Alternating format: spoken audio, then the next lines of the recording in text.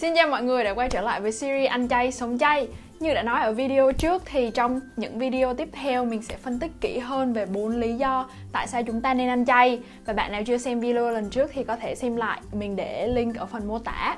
Và chủ đề của ngày hôm nay sẽ là ăn chay vì môi trường.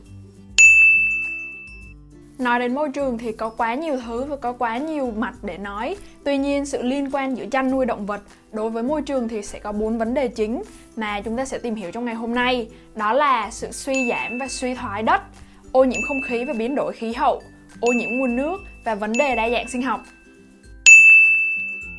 Vấn đề thứ nhất đó là sự suy giảm và suy thoái đất.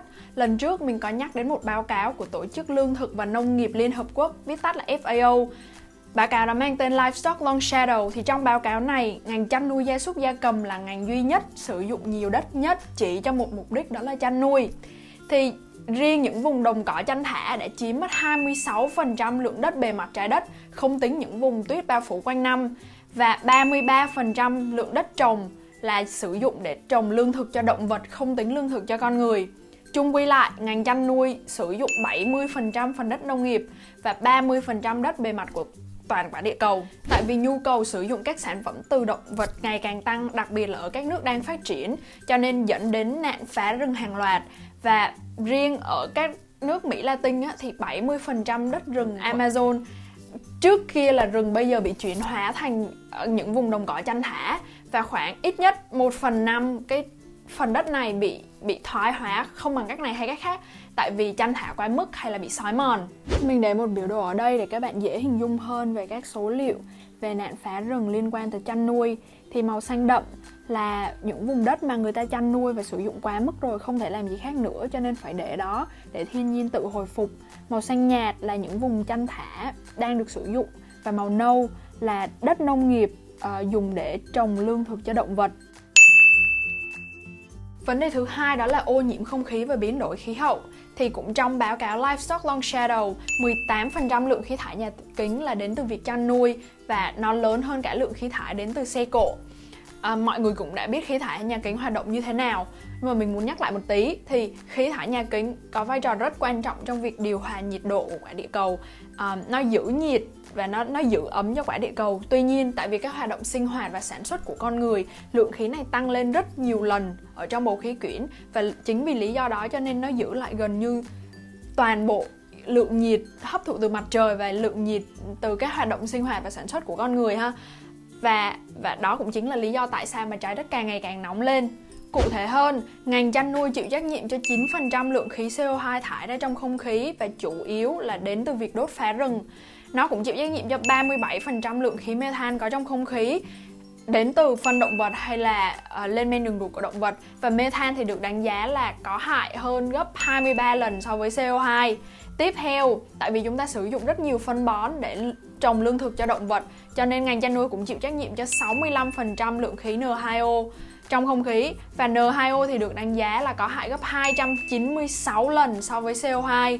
Cuối cùng, 64% lượng khí ammoniac cũng đến từ việc chăn nuôi, và ammoniac thì là lý do mà dẫn đến mưa axit này, hay là axit hóa hệ sinh thái nói chung. Mình tìm thấy được biểu đồ này rất là hay, tóm tắt lại các hoạt động trong chăn nuôi, nguồn gốc và lượng khí thải nhà kính đến từ các hoạt động này. Vấn đề thứ ba mà mình muốn nói đến đó là ô nhiễm nguồn nước. Không biết mọi người có biết hay không, nhưng mà trong vòng 5 năm nữa thì 64% dân số thế giới sẽ rơi vào tình trạng thiếu nước trầm trọng. Mà trong khi đó, ngành chăn nuôi lại là một trong những lý do chính dẫn đến ô nhiễm nguồn nước, phá hoại các vùng đất quanh bờ biển, phá hủy các rạn san hô, gây nên các vấn đề sức khỏe về con người và rất nhiều tác hại khác. Thì mình muốn dừng ở đây một chút để nói về san hô. Ngày trước lúc mà mình nghe đài báo bảo là các rạn san hô bị phá hủy, mình chỉ nghĩ là một cái gì đó rất là đẹp ở dưới biển bị phá hủy thôi, chứ không biết gì hơn. Chất san hô quan trọng hơn rất nhiều.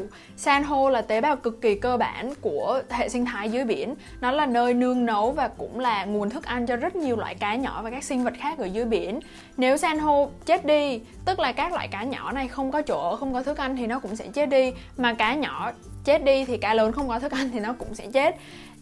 Bạn tưởng tượng nếu mà bạn vẽ một cái chuỗi thức ăn gồm nhiều sinh vật bậc thấp và nhiều sinh vật bậc cao, đem xóa đi một sinh vật bậc cao, giả sử như con người chẳng hạn, thì hệ sinh thái không bị ảnh hưởng gì mấy. Nhưng nếu bạn xóa đi một sinh vật bậc thấp ở trong chuỗi thức ăn đó thì một loạt những sinh vật bậc cao hơn sẽ biến mất, giống như là hiệu ứng domino vậy. Quay lại lý do chính tại sao nguồn nước bị ô nhiễm thì nó đến từ chất thải động vật, đến từ hormone, thuốc tăng trọng, hay là hóa chất sử dụng trong các xưởng da, hay là cặn bã lắng xuống mạch nước ngầm. Tại vì không có quá nhiều quốc gia lưu lại các số liệu liên quan, cho nên rất khó để tìm một con số mà nó nói lên vấn đề toàn cầu. Tuy nhiên riêng ở nước Mỹ, 1/3 lượng nước bị nhiễm nitơ và phosphor là đến từ việc chăn nuôi. Có một nghiên cứu khoa học có tên là Global Assessment of Water Footprint of Farm Animal Products tính đến tổng lượng nước tiêu thụ trong chăn nuôi. Họ chia nước ra thành 3 màu khác nhau: xanh lam, xanh lục và nước xám. Nước xanh lam là nước mặt và nước ngầm sử dụng để sản xuất, xanh lục là nước mưa sử dụng, và nước xám là nước dùng để đồng hóa lượng nước bị ô nhiễm theo tiêu chuẩn nước xung quanh hiện có. Vấn đề là từ trước tới giờ chúng ta chỉ tính đến nước xanh lam thôi, và rất ít báo cáo tính đến nước xanh lục. Nhưng khi các nhà khoa học nhận ra xanh lục và nước xám là hai yếu tố cực kỳ quan trọng trong việc tính đến tổng lượng nước tiêu thụ thì số liệu thay đổi hoàn toàn. Và vấn đề cuối cùng mà mình muốn nói đến đó là đa dạng sinh học. Chăn nuôi hiện đang chiếm 20% tổng sinh khối trên cạn và 30% tổng sinh khối trên toàn bề mặt trái đất. Mà trước kia nó là nơi sinh sống của các động vật hoang dã. Thì tại vì chăn nuôi dẫn đến phá rừng, làm suy giảm suy thoái đất, ô nhiễm không khí và nguồn nước, cho nên nó cũng là lý do chính làm suy giảm đa dạng sinh học. Theo như Quỹ Quốc tế Bảo vệ Thiên nhiên hay là WWF thì 306 trong 825 các vùng sinh thái, bao gồm các quần thể, quần xã sinh học, báo cáo lại rằng chăn nuôi là một đe dọa lớn đối với các vùng sinh thái này. Tổ chức Bảo tồn Quốc tế đã xác định được 35 điểm nóng toàn cầu về đa dạng sinh học dựa trên sự phong phú và đặc biệt của hệ thực vật hay là mức độ suy thoái môi trường sống nghiêm trọng. Thì 23 trong số này, tức là 2/3, báo cáo lại rằng một trong những lý do chính là tại do chăn nuôi. Và cuối cùng, một phân tích về danh sách đỏ của Liên minh Bảo tồn Thế giới IUCN cho thấy hầu hết những loài bị đe dọa đang bị mất môi trường sống nghiêm trọng, mà một trong những lý do cũng là vì chăn nuôi. Nói tóm lại, mình biết là video này chứa rất nhiều thông tin và có thể rất nhàm chán, đặc biệt là gặp các bạn mà không thích số má nữa. Nhưng mà mình nghĩ những con số như thế này là bằng chứng công minh nhất. Nếu như mà bạn nghe đài báo người ta bảo nhiều hay ít thì bạn biết là nhiều hay ít thôi. Nhưng khi mình nói 30% thì bạn sẽ tự đánh giá được như thế là ít hay nhiều. Nói đến đây thì có thể bạn sẽ nghĩ làm gì mà ăn chay lại liên quan tới các vấn đề to lớn như vậy. Và bạn cũng không tin là một mình bạn chuyển sang ăn chay sẽ tạo nên bất kỳ một tác động nào. Thì mình muốn lấy một ví dụ như thế này. Giả sử bạn ăn uống lành mạnh thì một ngày ăn tầm 450g thịt, tức là một năm bạn sẽ ăn 164 kg thịt.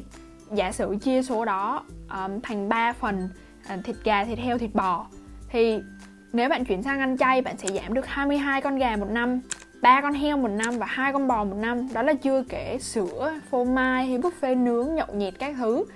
Thì cả nước mình một năm sẽ giảm được 2 tỷ con gà, 287 triệu con heo và 158 triệu con bò. Cho nên bạn phải biết là bạn góp phần rất lớn để bảo vệ môi trường này.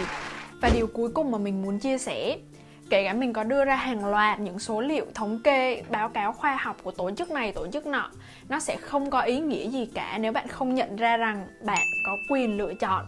Bạn có quyền ăn chay hay là không, bạn có quyền ăn thịt hay là không.